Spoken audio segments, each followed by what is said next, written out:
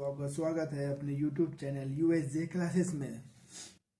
आज का नया इंटरेस्टिंग टॉपिक है सिंपल फ्यूचर टेंस। आज हम सिंपल फ्यूचर टेंस को पढ़ेंगे। हमारा पास्ट टेंस और फिर प्रेजेंट टेंस की जर्नी फिनिश हो गई है। अब फ्यूचर टेंस की जर्नी बची हुई है।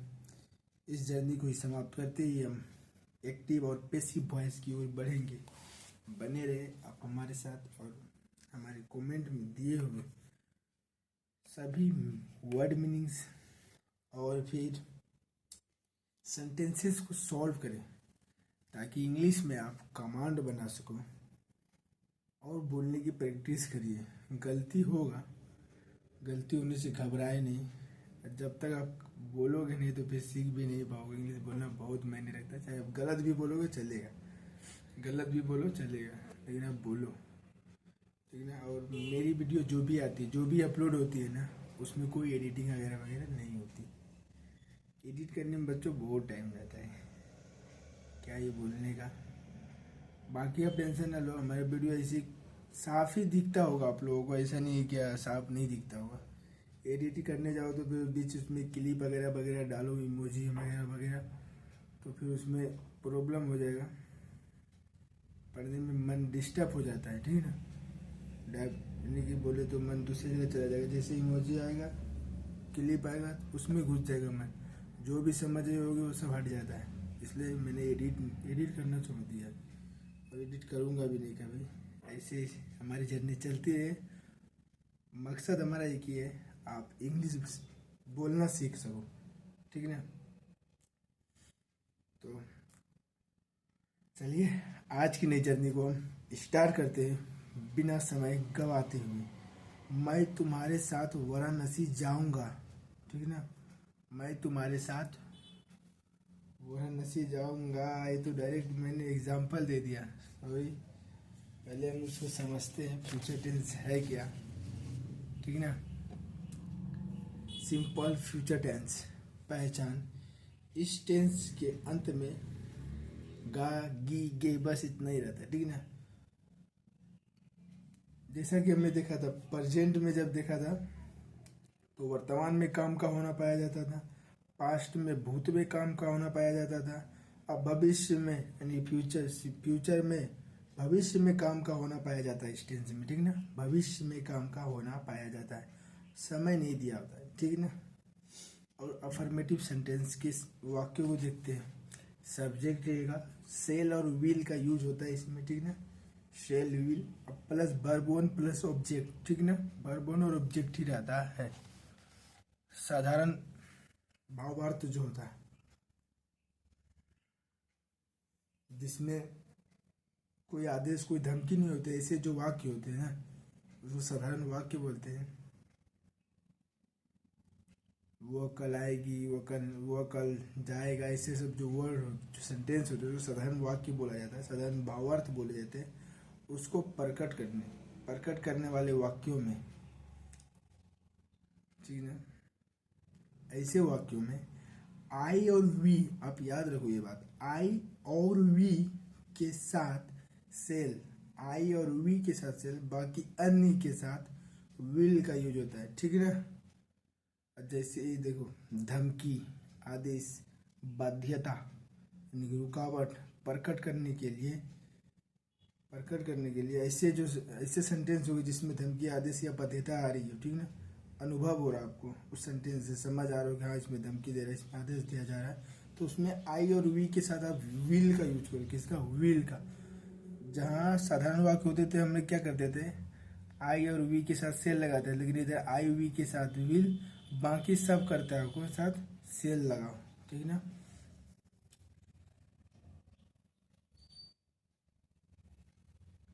जैसे देखो मैं आपको कैसे समझाऊं,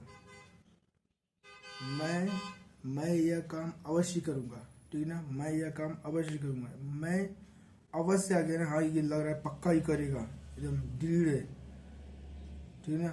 तो उसमें हम आई के साथ सेल का यूज करेंगे, नहीं विल का यूज करेंगे, ठीक है ना। जो काम दृढ़ हो गया, करना ही है, उसमें विल लग जाएगा, ठीक है ना। अभी आप इसकी सेंटेंस को सॉल्व करते हैं ताकि आपकी समझ आ जाए, ठीक है। मैं तुम्हारे साथ वाराणसी जाऊंगा, ठीक है। ये साधारण वाक्य है, ठीक है। कोई आदेश, कोई धमकी, कुछ नहीं समझ आया। मैं तुम्हारे साथ वाराणसी जाऊंगा। आई सेल, भरो का फर्स्ट फॉर्म ही होगा, ठीक है। सब्जेक्ट था, विल या सेल था, मैंने सेल का यूज कर लिया। अब वर्ब वन हो जाएगा, जाऊंगा। Go to Varanasi with you. Go to Varanasi तुम्हारे साथ, विथ यू, ठीक। वह कल स्कूल जाएगा। वह, ही के साथ क्या बोला था, will. He will go, first from verb one, go to school. कल के लिए हम कहाँ पे है, अफर्मेटिव सेंटेंस, यानी कि बोले तो फ्यूचर टेंस में, तो फ्यूचर टेंस में कल का यूज टुमारो होता है।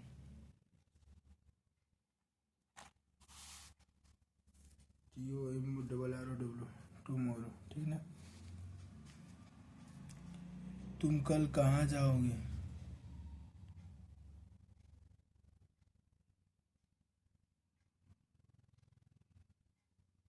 यू, तुम वहाँ कल जाओगे, तो यू के साथ क्या बोला था, विल ही लेगा। यू विल, तुम वहाँ कल जाओगे। यू विल, जाना को गो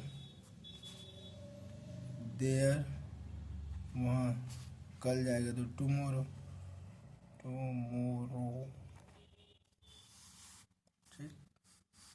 देखो क्या हो रहा है, सब्जेक्ट ले रहे हैं, विल या सेल भी ले रहे हैं, वर्ब वन का यूज कर रहे हैं, फिर ऑब्जेक्ट लगा रहे हैं। याद रखो आप, ठीक। मैं आज अवश्य पढ़ूंगा, देखो अब ये दृढ़ता वाली बात होगी, ठीक। तो आई के साथ विल लगाओ, पहले सेल लगता था लेकिन अभी चेंज हो जाएगा। आई विल रीड, अवश्य का कुछ मत लिखो, क्योंकि इधर जो चेंज हुआ वही अवश्य के लिए चेंज किया गया है। आई विल रीड टूडे, ठीक। तुम्हें वहाँ जाना पड़ेगा। You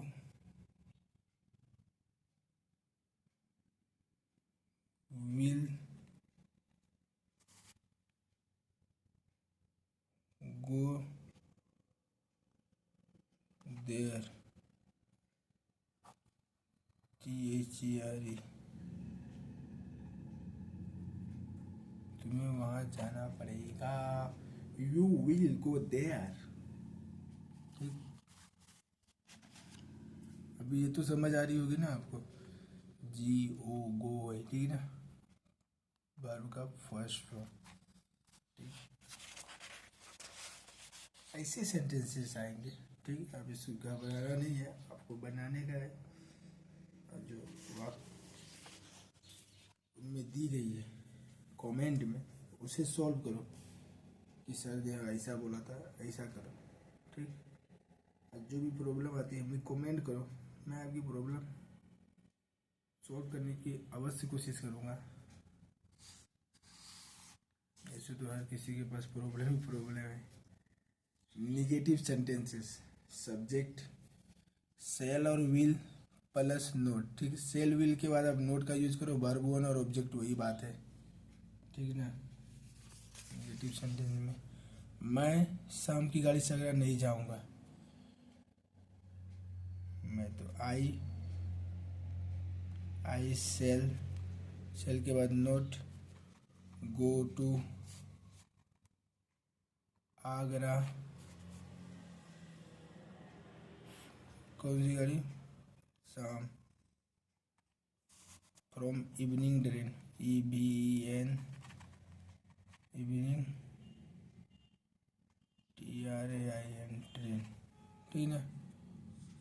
EBNING evening, TRAIN train.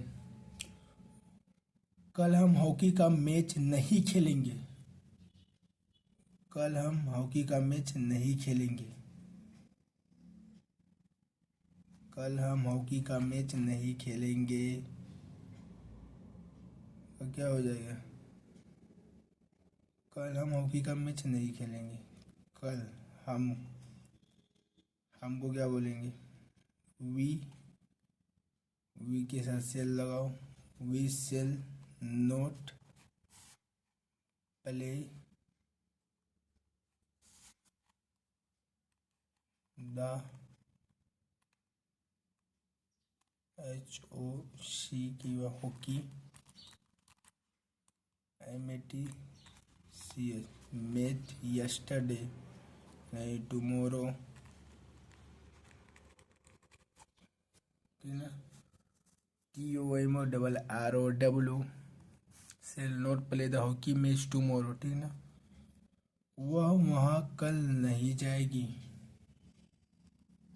She will note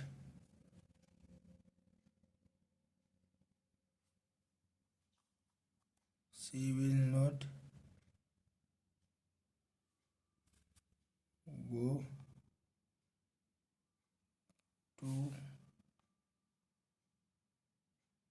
there tomorrow।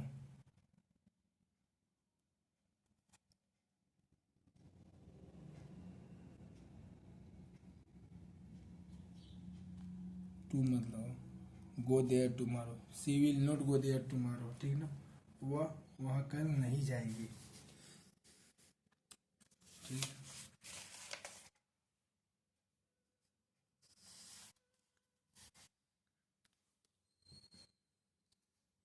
अब इंट्रोगेटिव सेंटेंस को देखते हैं। इंट्रोगेटिव सेंटेंसेस में होता है विल सेल पहले आता है, फिर सब्जेक्ट आता है, वर्ब वन आता है, फिर ऑब्जेक्ट आती है, ठीक ना। और इसी में भी एक इंट्रोगेटिव सेंटेंस होता है। विल सेल होता है, सब्जेक्ट होता है, नोट होता है, वर्ब वन और ऑब्जेक्ट सेम ही होता है, ठीक ना। सब्जेक्ट के बाद नोट लग जाता है। इसके भी सेंटेंसेस को हम देखते हैं। क्या वह कल जाएगी तो ऐसे यूज करेंगे, क्या वह कल नहीं जाएगी तो ये वाले सेंटेंस को यूज करेंगे, ठीक है ना। स्ट्रक्चर को, सेंटेंस को नहीं देखते हैं। क्या हुआ?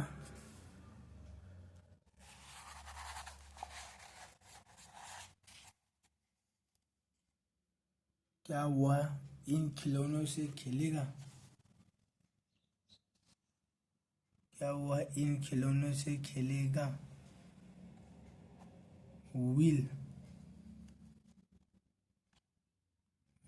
ही प्ले,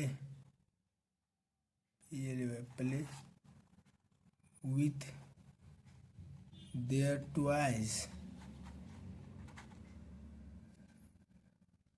इनका देयर टॉयज, इन खिलौने, बहुत सारे खिलौने होंगे ना, इस खिलौने होता तब हम दीज का यूज करते, ठीक ना। क्या वो अपनी बहन के साथ कानपुर जाएगी?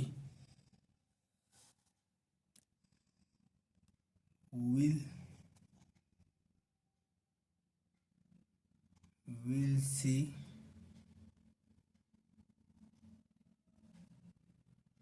गो to Kanpur with her sister, ठीक है। क्या वह अपनी बहन के साथ जाएगी?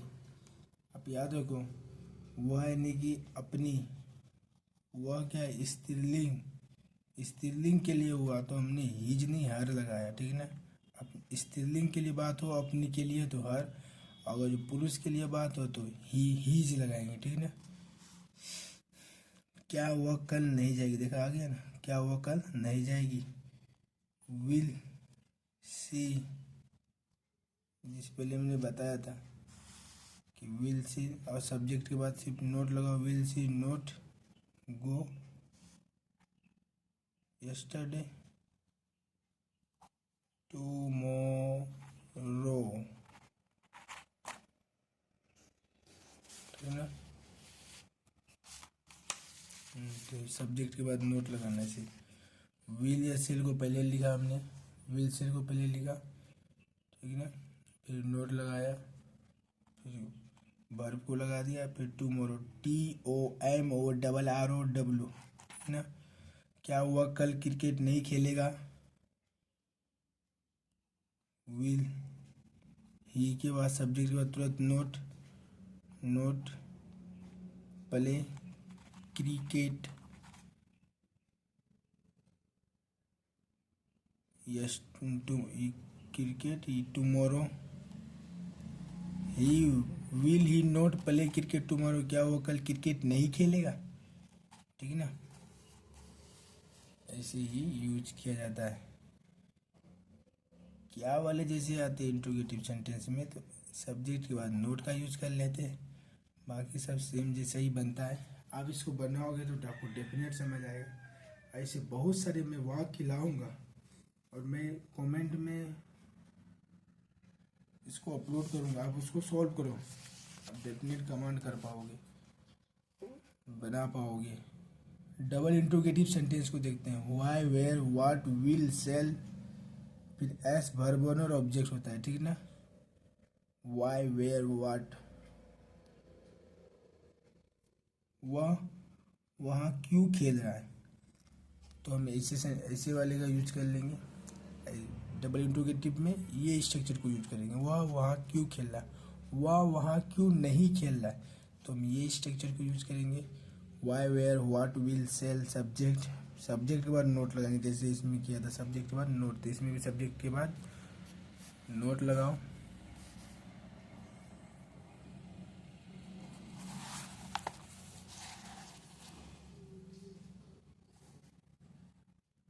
अब वर्ब वन और ऑब्जेक्ट लगाओ, ठीक है ना। चलिए इसके सेंटेंसेस को देखते हैं।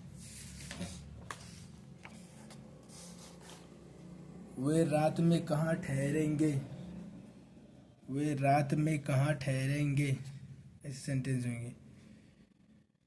कहाँ कहाँ, where, where will they stay in night,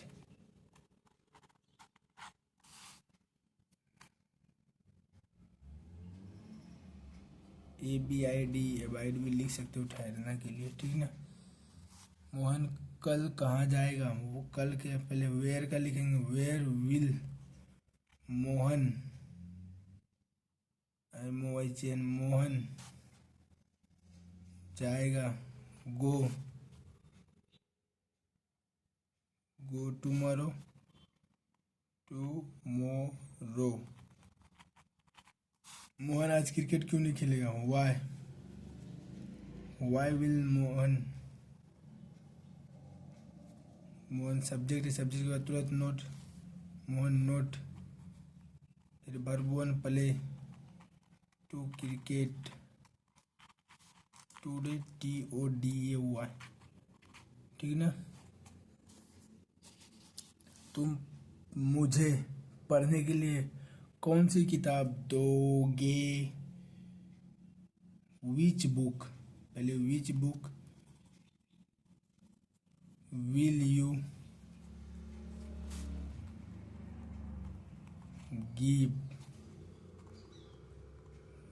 which book will you give for me,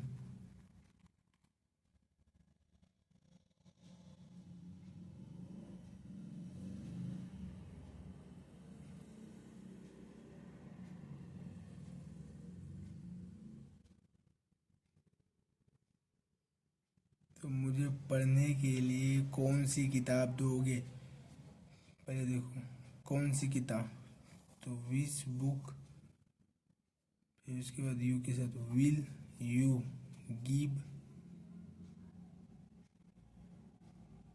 मुझे पढ़ने के लिए, तो फॉर मी सही है। इस सेंटेंस में थोड़ा मुझे मिस्टेक लग रही है, आप इसको चेक करके मुझे कमेंट करो दोस्तों। मैं भी कभी कभी कंफ्यूज हो ही जाता हूँ, क्या कर सकते हैं। ऐसा कोई नहीं था जो कंफ्यूज नहीं होता, सब कोई कंफ्यूज होते हैं, ठीक है ना। कितनी लड़की नाटक में भाग लेगी, तो कितनी है लड़की का तुम गिन सकते, इसलिए क्या लगाएंगे, how many girls, how many girls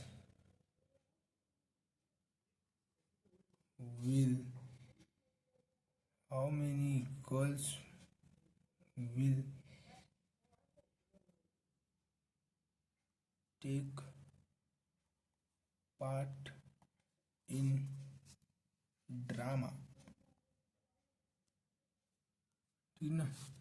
ऐसे सब वाक्य रहेंगे, आप कंफ्यूज नहीं होने का, आप इसको डट के सामना करने का इस वाक्यों का, ताकि आप इंग्लिश में कमांड बना सको। फिर मिलते हैं नए वीडियो में, तब तक के लिए मैं विदा लेता हूँ। जय हिंद दोस्तों।